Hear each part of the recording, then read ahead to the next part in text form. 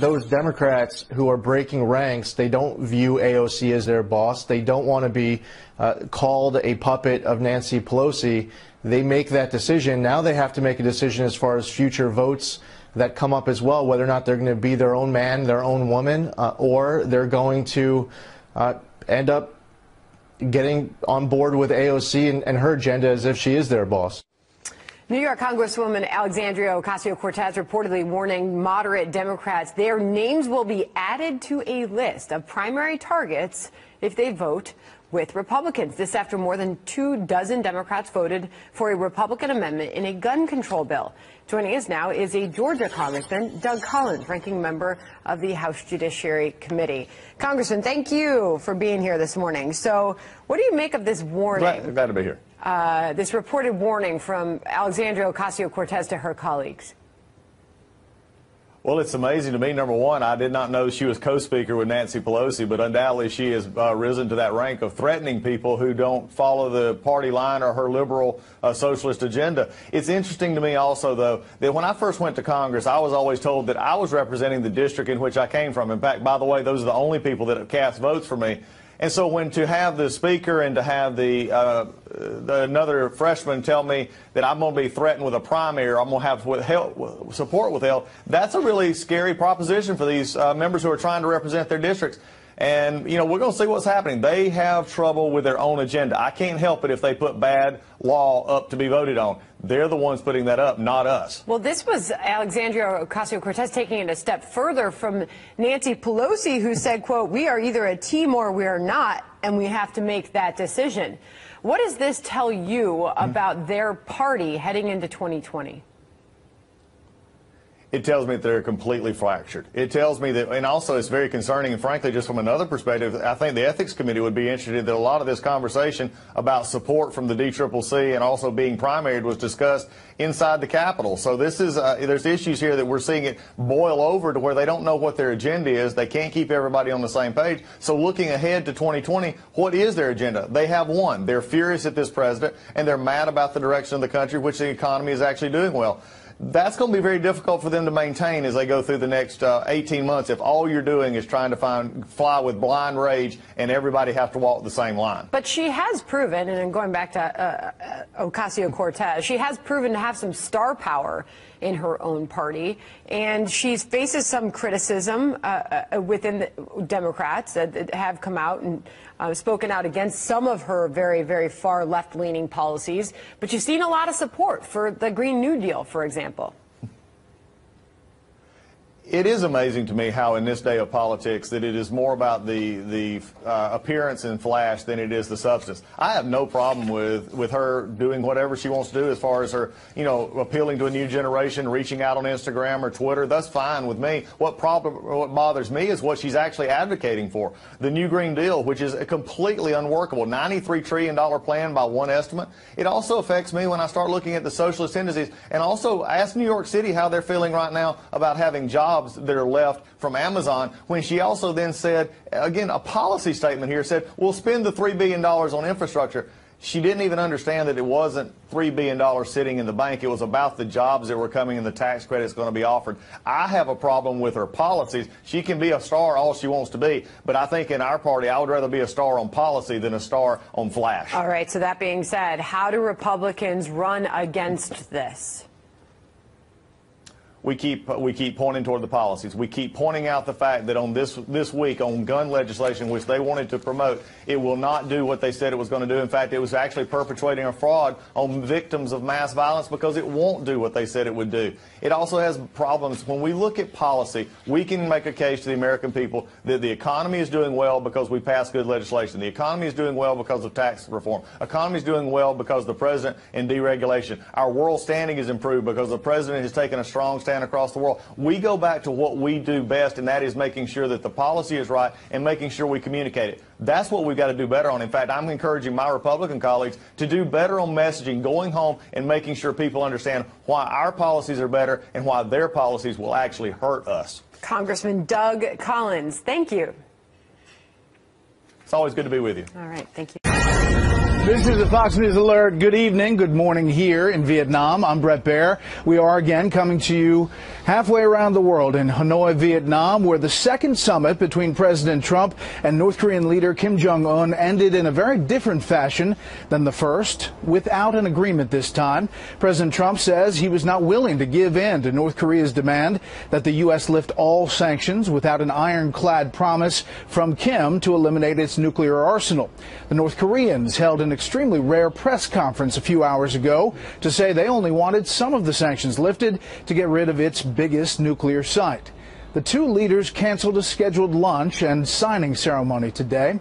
Back home, both Democrats and Republicans were giving the president varying degrees of credit for not giving in. But in South Korea's capital, the collapse of the talks was viewed with real disappointment. We have Fox team coverage.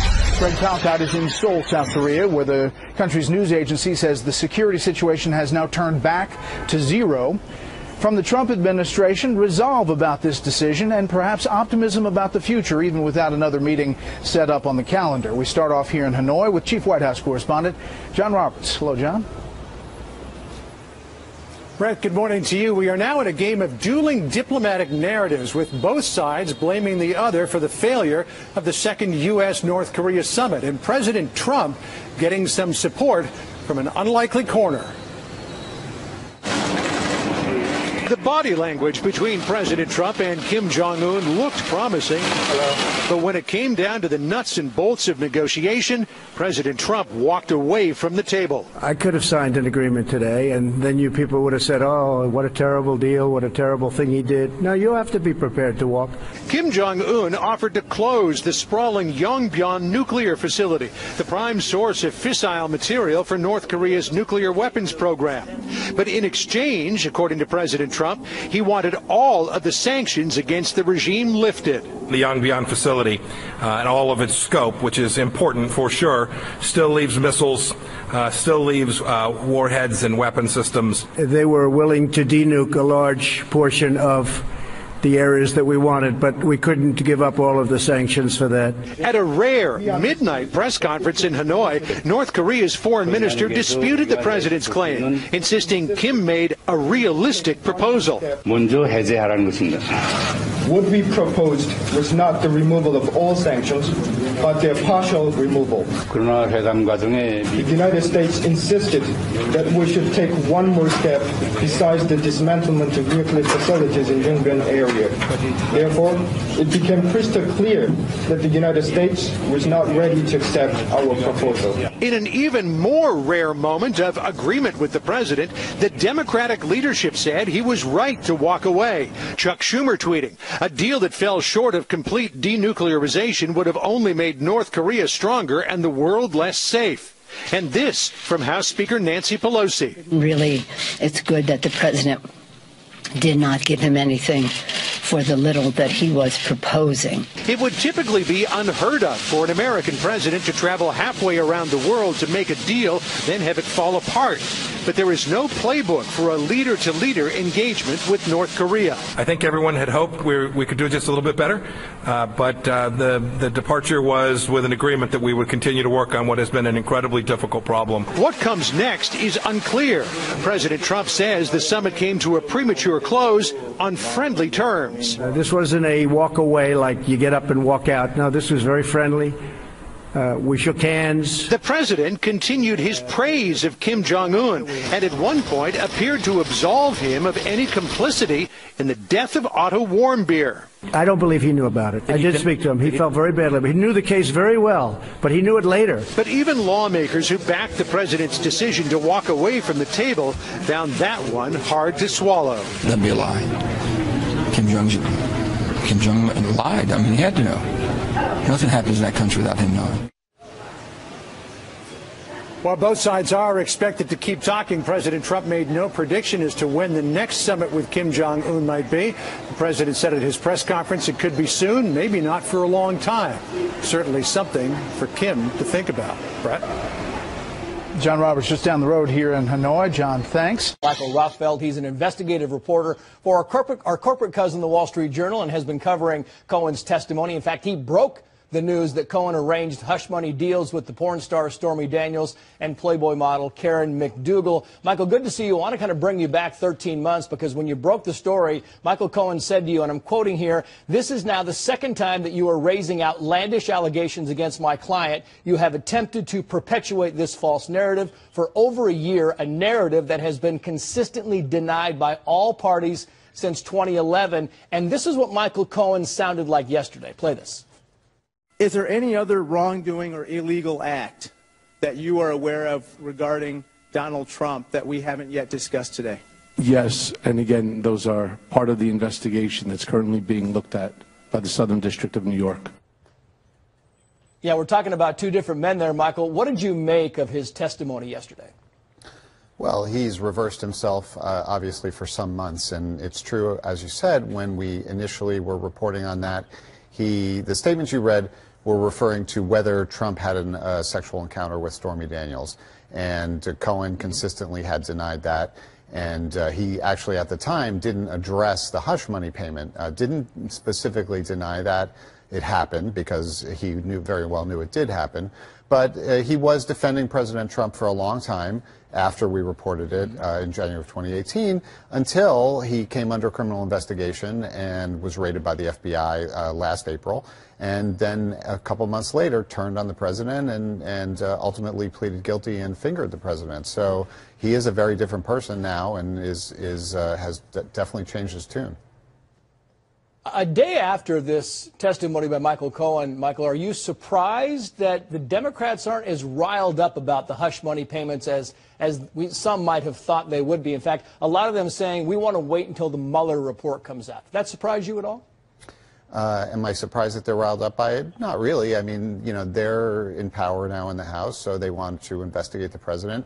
And Michael Cohen has pleaded guilty to campaign finance violations, which we know and we've reported that the president was involved in arranging these in 2016 during the campaign.